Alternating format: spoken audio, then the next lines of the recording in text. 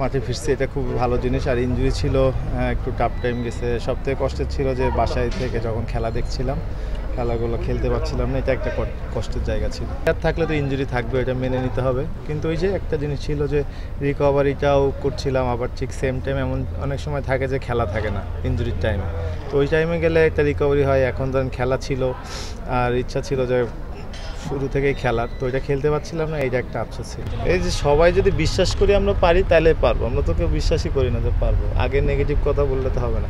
ওই টুর্নামেন্টের শুরুতেই আমি বলছিলাম যে আমরা যদি 3 সাইডটাই ভালো করতে পারি আমরা জিততে পারবো যে কোনো টিমের ইসে।